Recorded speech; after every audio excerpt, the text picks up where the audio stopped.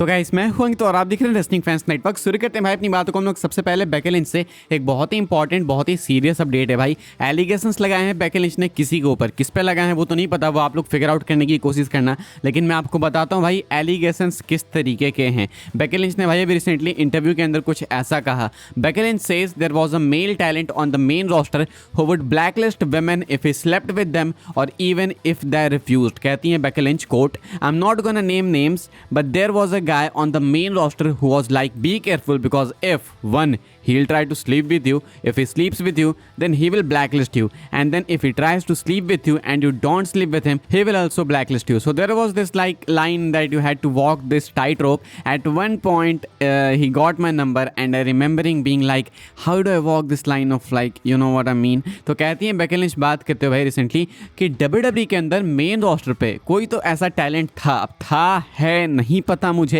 लेकिन कोई तो ऐसा था जो कि फीमेल कलीग से यानी फीमेल WWE सुपरस्टार से बोलता था कि तुम मेरे साथ सो।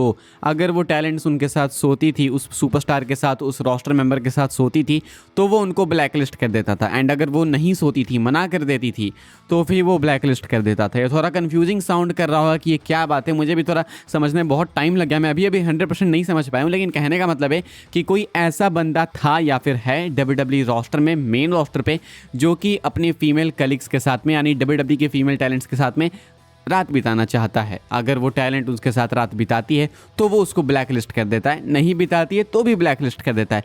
ब्लैक लिस्ट किस तरीके से करता है वो मुझे नहीं पता। अगर ये किसी मैनेजमेंट के मेंबर की बात होती तो मैं समझता कि ब्लैक लिस्ट मतलब हो सकता है कि उसको फिर बेकार बुकिंग देगा, हो सकता है फिर उसको उसके बाद टीवी पर नहीं दिखाएगा, हो सकता है उसको ब्लैक लिस्ट कर देगा, घोस्ट कर देगा, केटरिंग में भेज देगा। लेकिन कोई रोस्टर का बंदा यानी कोई सुपरस्टार ऐसा कैसे कर सकता? उसके पास ये पावर नहीं हो सकती। हालांकि इन्होंने बिल्कुल ये नहीं बोला कि रेसलर की बात करिए, इन्होंने बोला कि मेन रोस्टर के किसी टैलेंट की बात करिए। लेकिन नॉर्मली टैलेंट का मतलब रेसलर ही होता है, वी ऑल नो दिस। तो पता नहीं, काफ़ी कंफ्यूजिंग सी बात कर रही हैं। इनका कहना है कि इनके पास भी उसका मैसेज आया था इस चीज़ को लेके, मतलब एक रात बिताने को, सोने को लेके। बाद में पता नहीं क्या हुआ क्या नहीं हुआ। अब ये नाम क्यों नहीं ले सकती हैं? बिकॉज नाम लेंगी हो सकता है चीज़ें गड़बड़ हो, लीगल इलीगल हो सकता है फिर सू हो जाए बेकी लिंच, लॉ सूट हो जाए इनके खिलाफ, कुछ भी हो सकता है। इसीलिए बेकी ने नाम नहीं लिया। लेकिन ये तो देखो भाई, मैं मानने नहीं वाला कि बेकी लिंच ये चीज़ें मन गढ़ंत बनाएगी। क्या लेना देना, क्यों कोई इतनी बनावटी बात बनाएगा? ऑब्वियसली WWE में बैकस्टेज चीज़ें हो रखी हैं, ऐसा नहीं कि कुछ नया है। लेकिन अगर ये चीज़ हुई है तो भाई ये बिल्कुल फ्रेश होगी। अगर बेकी लिंच ये इतने टाइम से WWE में है एंड अब बात कर रही हैं इसकी, मतलब ये कुछ फ्रेश चीज़ होगी। लेकिन ये एग्जैक्टली है क्या समझ नहीं आ रहा है। बेकी लिंच किसको बोल रही हैं?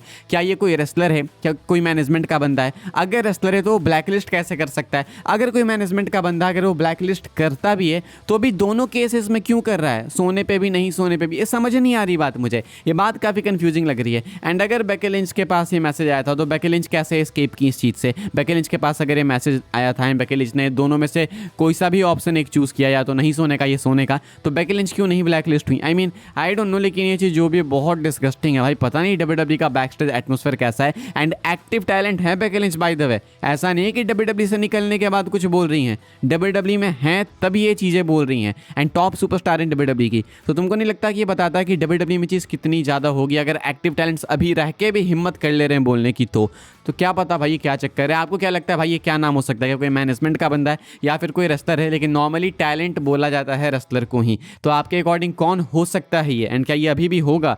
आप लिख के बताना। पता नहीं भाई यहाँ पे किसकी बात हो रही है, लेकिन ये चीज़ बहुत ही वियर्ड, बहुत ही डिस्गस्टिंग साउंड करती है। आई डोंट नो, कुछ क्लैरिफिकेशन मिलेगी तो मैं आपको बताऊंगा। लेकिन फिलहाल मैं खुद बहुत ज़्यादा कंफ्यूज हूँ। आगे बढ़ते हैं गाइस, हम लोग बात करते हैं सेथ रॉलिंस की। तो भाई सेथ रॉलिंस कॉमेंट करते हैं फैंस के ऊपर। फैंस के जो ओपिनियंस देते रहते हैं ट्विटर वगैरह पे, सोशल मीडिया पे, इंस्टाग्राम, यूट्यूब वगैरह पे, इसके ऊपर सेथ रॉलिंस भाई कमेंट करते हैं। एंड सेथ ने भाई सबको धोके रख दिया। सेथ कहते हैं कि ये इंटरनेट पे बैठ के बक करते रहते हैं, इनको लगता है कि ये चीज़ों को कंट्रोल करते हैं, इनको बोलने का हम लोग अवसर क्यों देते हैं, यानी कि इनको बोलने का राइट क्यों दिया गया है? इनको ऐसा फील क्यों होता है कि इनके बोलने से चीज़ें अफेक्ट होती हैं, इनके बोलने पे चीज़ें मैटर करती हैं, इनका बोलना मैटर करता है, ऐसा इनको क्यों लगता है?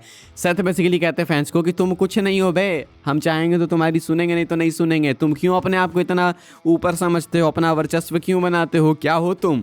ऐसा कहते हैं सेथ रॉलिंस भाई। लेकिन इसमें तो इनके फैंस भी आते हैं, एंड अगर WWE वाले फैंस की नहीं सुनते हैं, अगर फैंस को ओपिनियंस मैटर नहीं करते हैं, तो रोमन रॉक का मैच क्यों छीना गया भाई हमसे? अगर ऐसा है तो फिर आर ट्रूथ को क्यों वापस लाया गया? हालांकि इस चीज़ को एड्रेस करते हैं रॉलिंस कि WWE वाले भी सुन लेते हैं, इसलिए इन लोगों को लगता है कि बहुत ही ज़्यादा इनके पास पावर्स है, लेकिन ऐसा कुछ नहीं है, कुछ भी बकते रहते हैं इंटरनेट पे।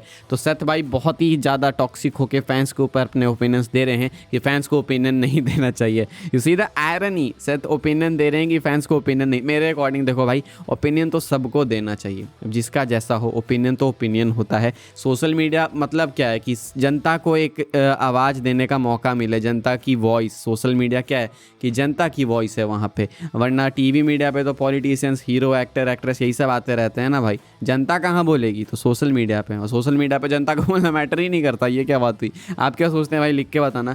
आगे बढ़ते हैं, हम लोग बात करते हैं अगली स्टोरी के बारे में, जो कि डोमिनिक को लेके। डोमिनिक मिस्टीरियो कमेंट करते हैं भाई जॉन सीना को फेस करने के ऊपर। जॉन सीना को फेस करने वाले हैं अभी ये सैन डिएगो में सर्वाइवर सीरीज में। ऑलरेडी जॉन सीना को फेस कर चुके हैं रॉ में, लेकिन फिर से कमेंट करते हैं एंड कहते हैं इट्स अ ह्यूज ऑनर। कहते हैं जॉन सीना को फेस करना मेरे लिए बहुत ही बड़ा ऑनर है। कहते हैं and I am happy to be part of that journey because at the end of the day if nothing ever gets done by John Cena again, his last feud ever and 3 out of his last 4 matches were against me. It's a little clear that he needed me more than I needed him. तो character में ही बोलते हैं भाई Dominik Mysterio कि देखो मेरे लिए तो वैसे ये ऑनर की बात है कि मैं इस जर्नी का पार्ट हूँ, एंड अगर एंड ऑफ द डे इसके बाद जॉन सीना कभी कंटिन्यू नहीं करता, अगर एक्चुअली में रिटायर होता है, तो देन उसकी लास्ट फ्यूड किसके अगेंस्ट? डोमिनिक के अगेंस्ट। उसके आखिरी 4 मैचेस में से 3 मैचेस किसके अगेंस्ट? तो डोमिनिक के अगेंस्ट। इससे पता नहीं लग रहा है कि मुझे नहीं बल्कि जॉन सीना को मेरी नीड थी।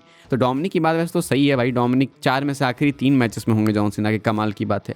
आगे बढ़ते हैं लोग अपनी आखिरी स्टोरी कवर कर लेते हैं भाई, जो कि ये पॉल हेमन को लेके। पॉल हेमन ने भाई मेंस वॉर गेम्स मैच के ऊपर कमेंट किया है, एंड इस मैच को हाइप करते हुए पॉल हेमन क्या कहते हैं वो मैं आपको बता देता हूँ। पॉल हेमन कहते हैं कि ये इस साल का जो वॉर गेम्स मैच है, ये हिस्ट्री का ग्रेटेस्ट वॉर गेम्स मैच होने वाला है। ना ही सिर्फ मैच की स्टार पावर के हिसाब से, बल्कि मैच क्वालिटी के हिसाब से भी हम लोग टॉप करने वाले हैं पिछले सारे वॉर गेम मैचेस को, यानी कि ये वाला वॉर गेम्स मैच बेस्ट होने वाला है। एंड इससे भाई ये लोग एक चेक मार्क हिट करने वाले हैं कि हाँ हमने ये कर दिया, एंड इससे ये एक तरीके से एक बेस लाइन बनाएंगे कि अब ये नई बेस लाइन है, अब ये है भाई अपना बेस्ट वॉर गेम्स मैच। तो ऐसा पॉल हेमन का कहना है फर्स्ट टेक के ऊपर। अभी ESPN फर्स्ट टेक पे आए भाई, बहुत कुछ बातें कर रहे हैं, तो जो कुछ करेंगे हम लोग और कल डिस्कस करेंगे। लेकिन फिलहाल भाई पॉल हेमन कहते हैं कि इस साल का जो मेंस वॉर गेम्स मैच है वो स्टार स्टडेड है ही है, लेकिन साथ में ये क्वालिटी वाइज मैच इतना ज़्यादा बेटर होगा कि अभी तक जितने भी वॉर गेम्स मैचेस हुए हैं सबको बीट करेगा। हालांकि ये मुश्किल है, NXT में कुछ बहुत ही अच्छे वॉर गेम्स मैचेस हुए हैं, क्या उनको बीट करेगा ये देखना होगा। फिलहाल पॉल हेमन का कहना है यस करेगा, तो देखते हैं भाई ये टॉप करता है या फिर नहीं। इस वाली वीडियो के लिए भाई ये सारी अपडेट्स थी। आई होप आपको इन्फॉर्मेशन मिली हो तो वीडियो को लाइक कीजिएगा, शेयर कीजिएगा, सब्सक्राइब कीजिएगा चैनल को, ताकि आने वाले टाइम के अंदर आपको और भी सी WWE के अपडेट्स वगैरह सबसे पहले देखने को जानने को मिलते रहे। फॉलो कर सकते हैं भाई आप लोग मुझे इंस्टाग्राम एंड ट्विटर पर, लिंक आपको मिलेगा डिस्क्रिप्शन में। ज्वाइन कर सकते हैं व्हाट्सएप चैनल को, उसके लिंक डिस्क्रिप्शन में। मिलूंगा मैं आपसे अगली वीडियो में जल्दी ही, तब तक के लिए goodbye, thanks for watching.